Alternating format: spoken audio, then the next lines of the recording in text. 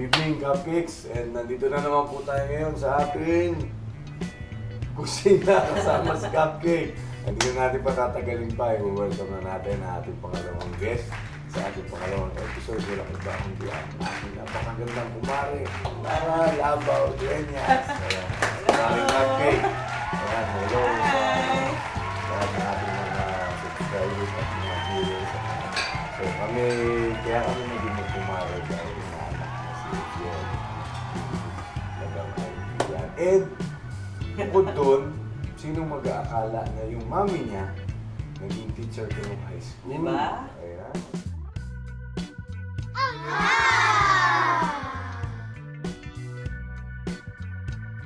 Ayan, so huwag na natin patagalin pa. Diba? Yes. Oh, Mare, ito. Explican na natin yung ating ano. Ay, sige, pare. Yes, so ang ating lulutuin ngayong gabi ay oso buko.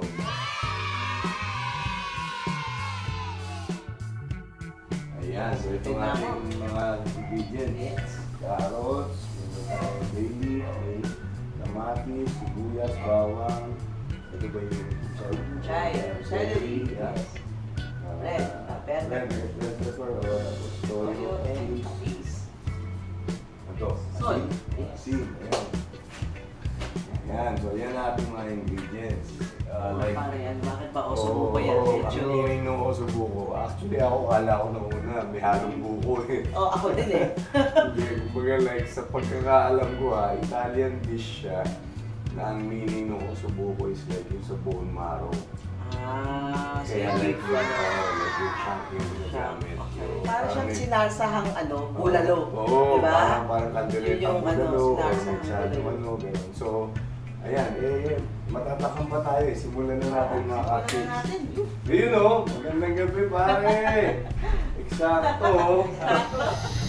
So, eto mga cupcakes, di ba? Kumbaga na palambot na natin yung ating beef shank. Ito na siya. So, minute naman ito.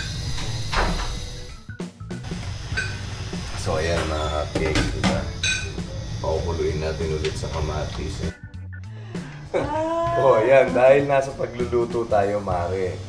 Siyempre, di ba, lalo na kapag mga teenager na yung mga anak-anak natin. So, ano ba yung mga maipapayo mo, maibibigay mo mga tips, di ba?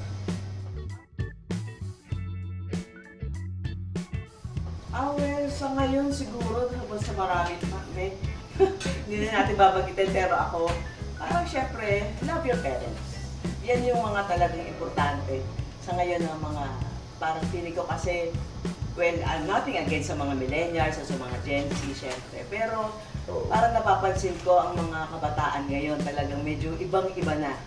Yung nila, yung parang Malayo-malayo na doon sa malayo na doon sa atin eh. Siguro dahil exposed na rin sila sa social media, di ba? Kasi tayo na talagang ang pinakaano natin is laro. Di ba? Yung lang sa labas, laro sa labas. Tapos kung may party man, pero syempre meron ng pa rin, parang kailangan, meron lang certain limit din, tapos time, di ba? So may mga curfew. Eh ngayon parang feeling ko mga entitled, sorry ka sa mga Gen Z and millennials, pero parang entitled. Hey! Uy, mga bash ako!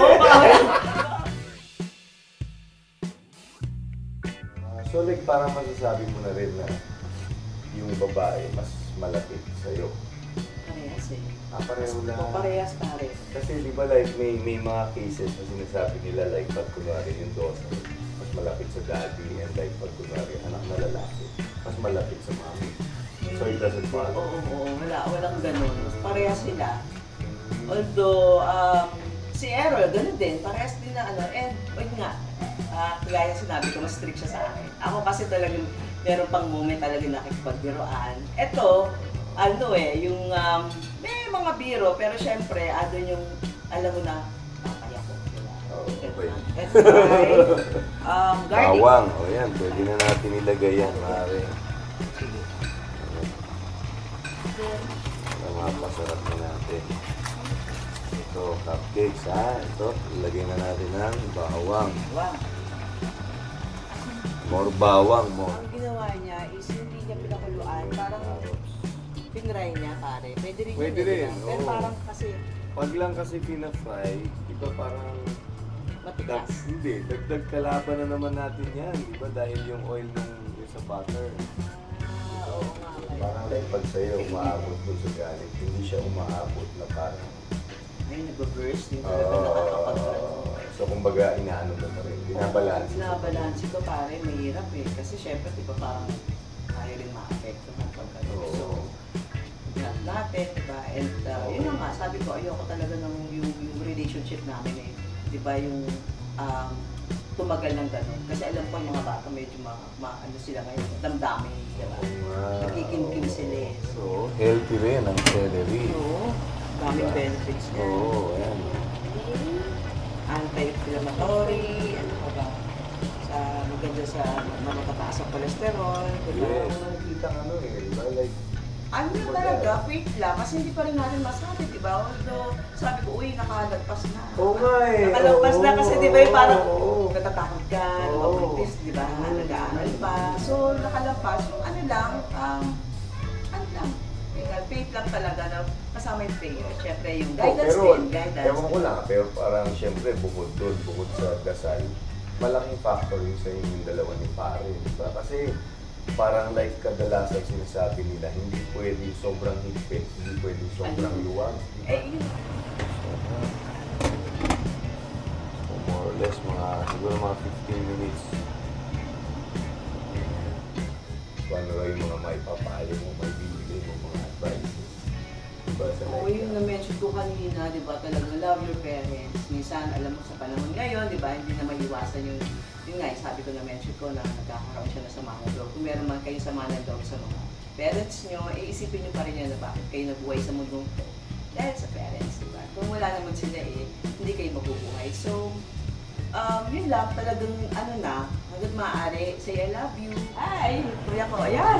Oo, Patrick! Ayan, no?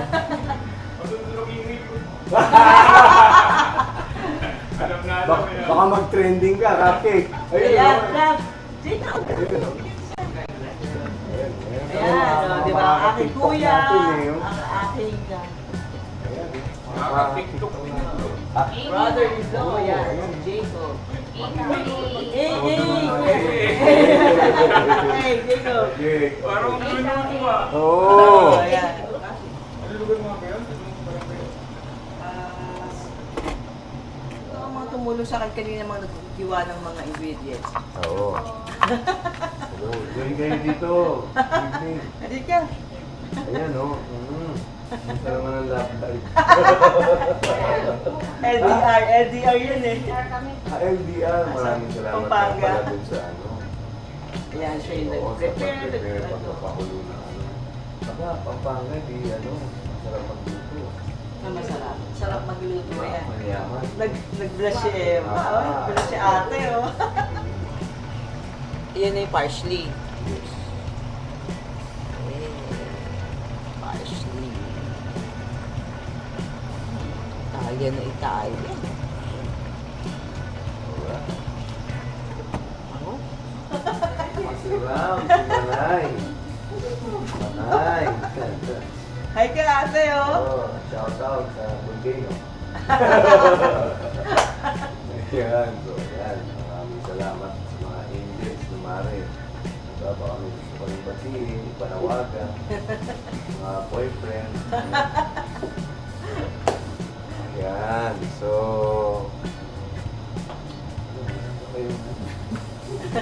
Alam ko kumusta yun. Starstruck eh. Starstruck sila. Batiin ko lang yung isa. Ayan. Related happy birthday, Ate Cory. Uy, Ate From Cory. Marikina. Eh! Ate Cory, happy birthday! Ayun. Love. Malami ulit ang agwa di Patalanta. Nakakasarap. Sarap yan sa ano? Wine? Ayan.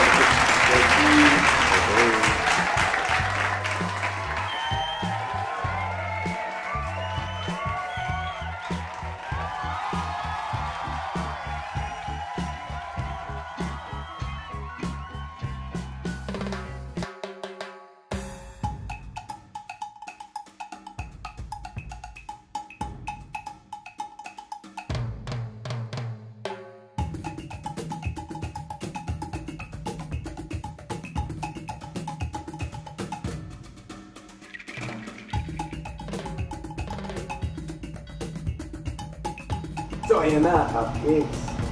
Luto na ang ating oso buko. Ayan na tayo. Ay na! Ayan, Yahoo! Yahoo! Silent.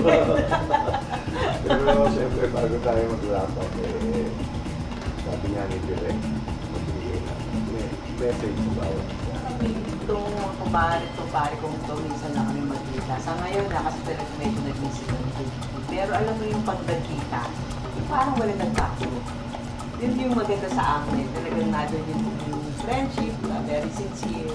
Saka talagang pamilya. Pamilya na yung turing namin ng gusto. Special yung akin. Kaya, yun, tali. And sa'yo, laging good luck. More projects, diba, to come.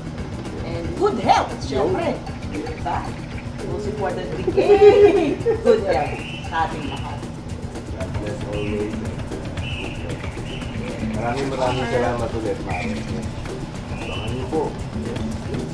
Bakit nyo? Kusina, kasama si Tapo.